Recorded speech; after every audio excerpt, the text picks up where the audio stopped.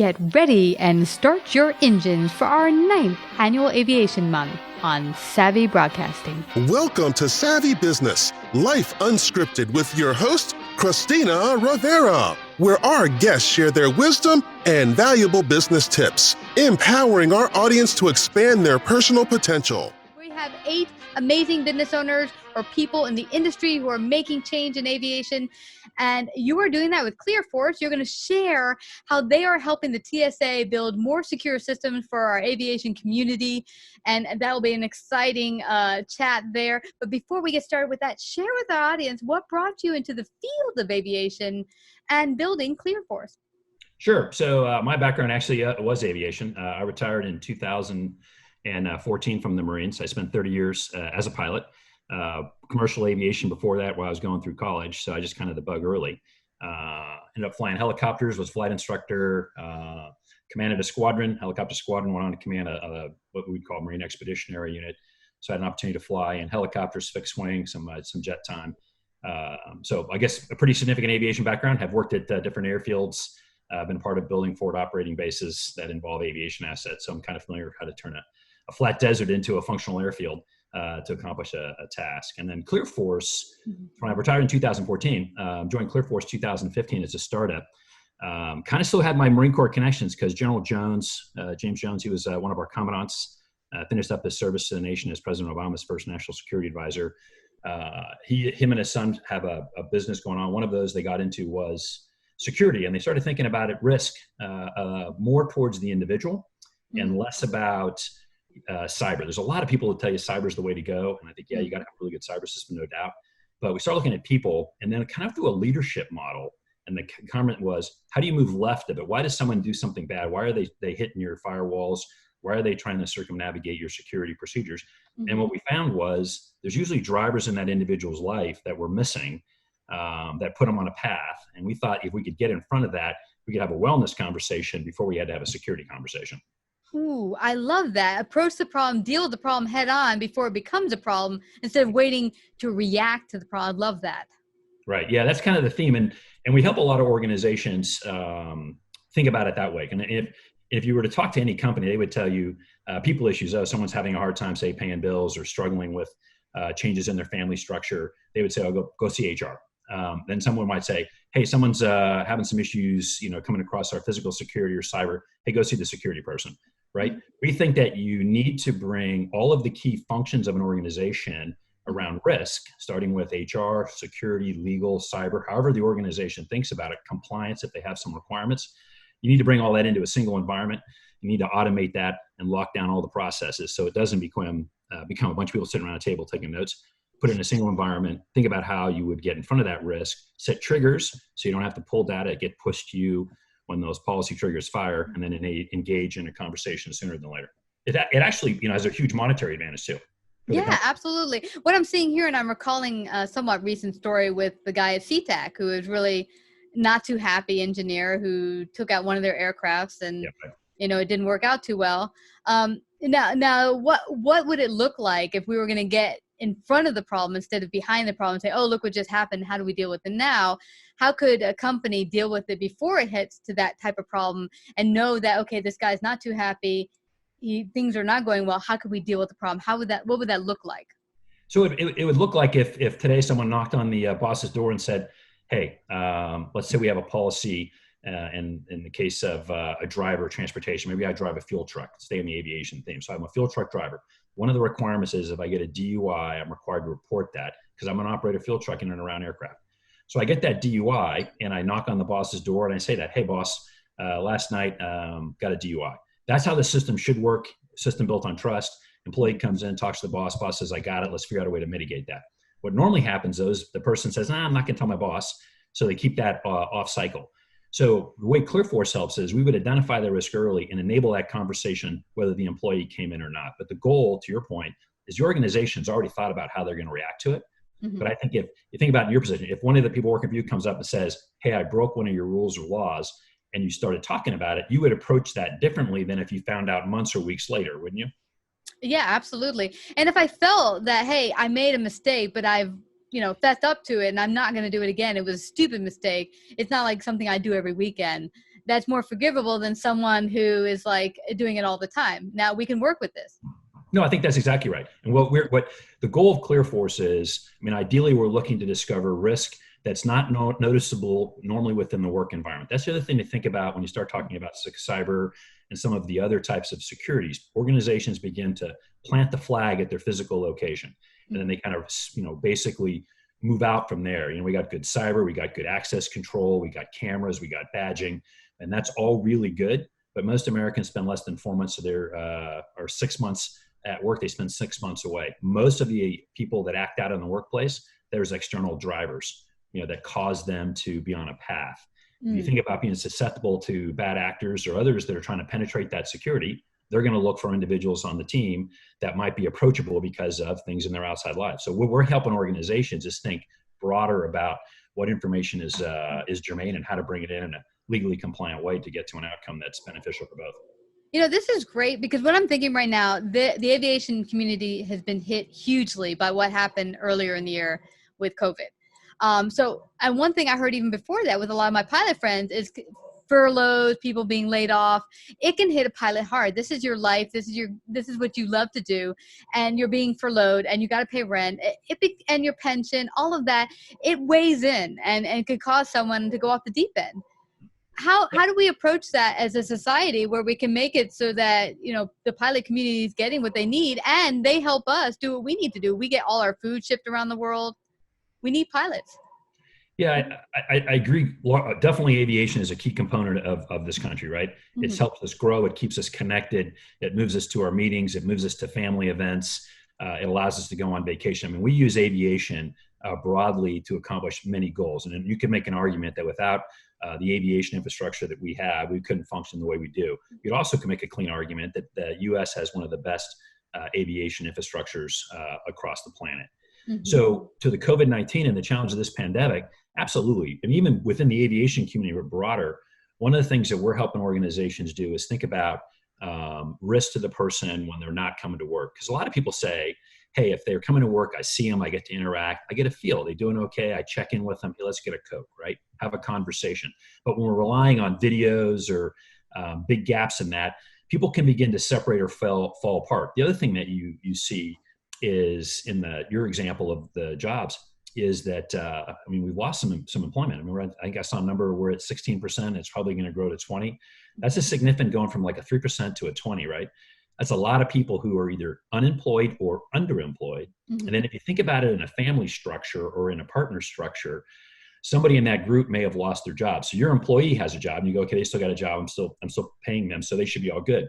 Well, the reality is if they were a 2-income family and they lost one, they're not all good, right? So they're taking on some debt, they're taking on financial stress. Mm-hmm. So if an organization became aware of that sooner, they can do things to help that person out, help that family out. And that's kind of the goal of how we think about it, is how do you pick up on behavior indicators, external stressors that put somebody at a higher risk or on a trajectory to increase stress or pressure that could eventually play out negatively in the workplace.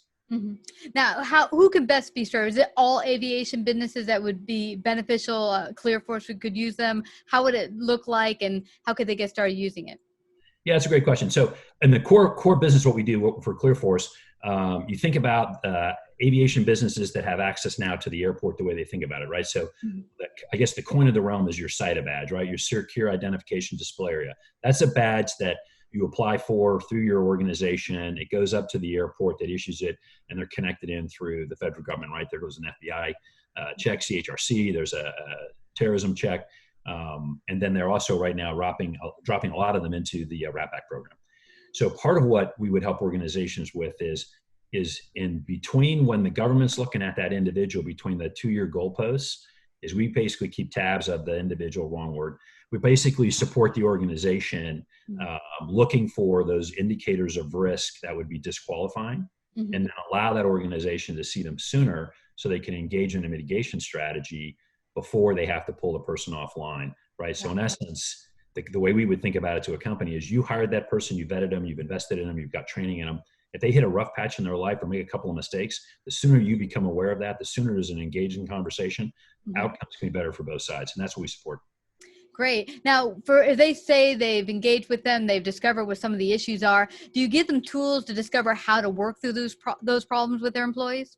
Yeah, it's a great point. So one of the things we've been talking about here is what we call discovery. So there's a lot of capability out there in the marketplace to discover risk.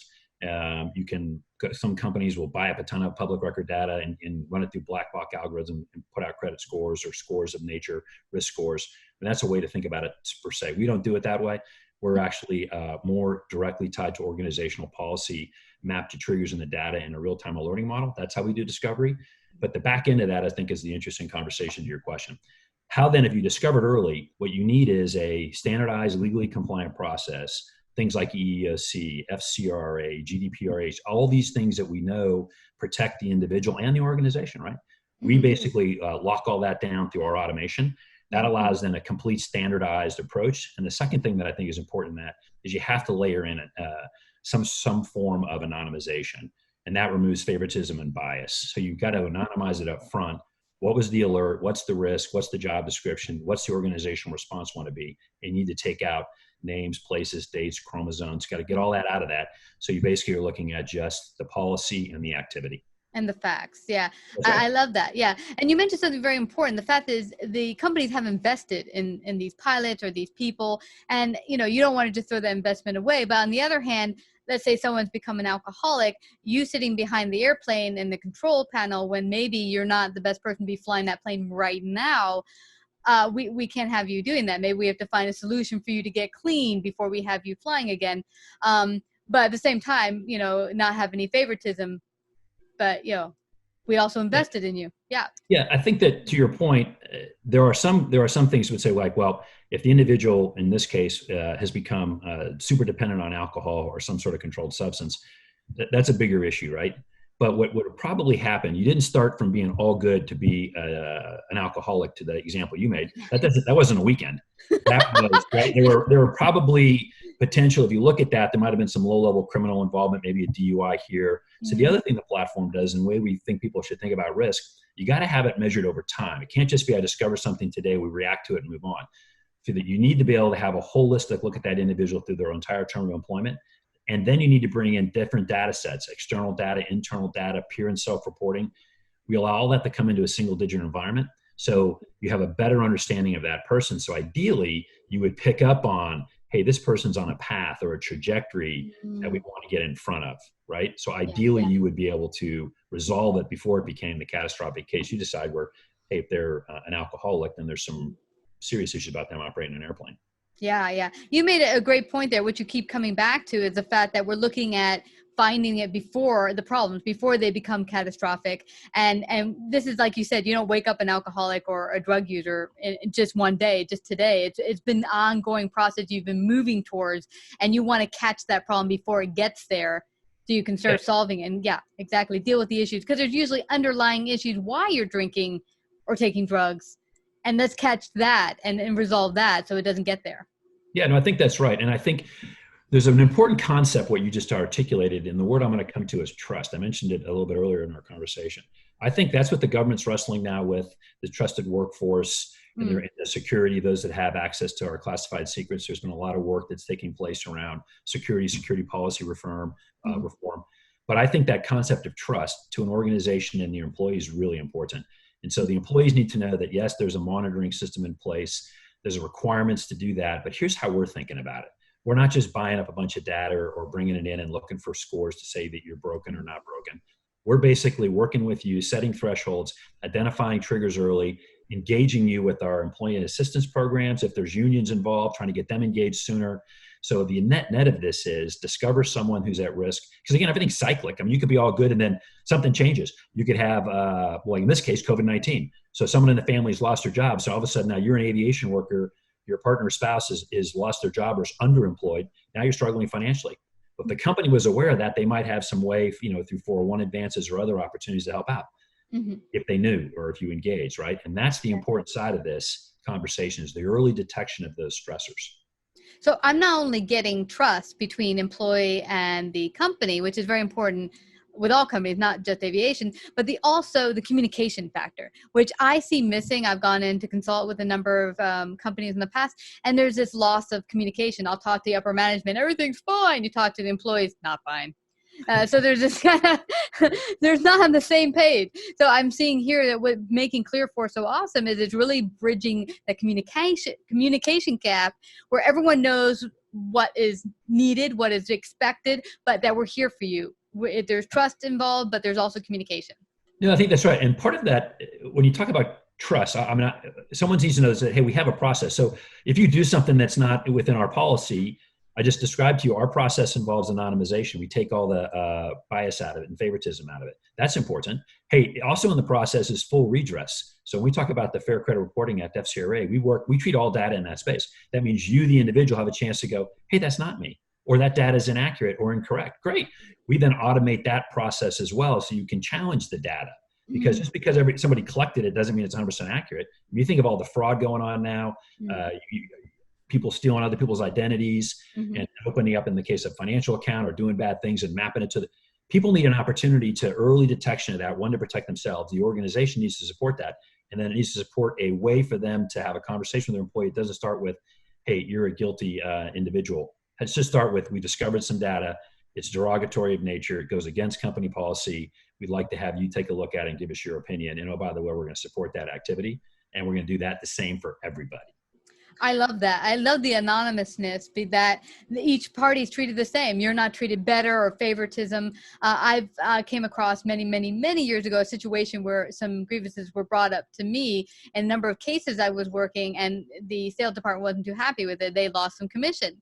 And so they were getting kind of not nice and putting up written stuff that wasn't true about me. But what was great about the company I worked for, they allowed me to come together in a communication group with audit to say, here's what the deal is on both sides. And once the full data was looked at from both sides, we had a communication across the boardroom table, then the positive changes were made. But that is this key, that both sides, no favoritism on either side. Let's hear what both sides have to say, and let's come up with a course of action.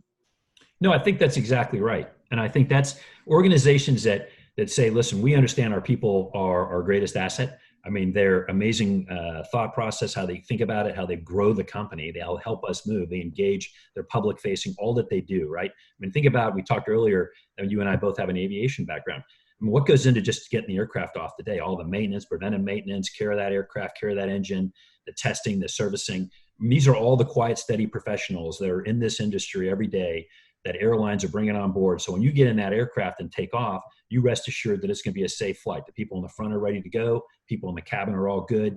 But more importantly, everybody that touched that aircraft, was around that aircraft, was also all good, right? That kind of makes that flying experience to where we want it to be. And that's a pleasant one and a safe one.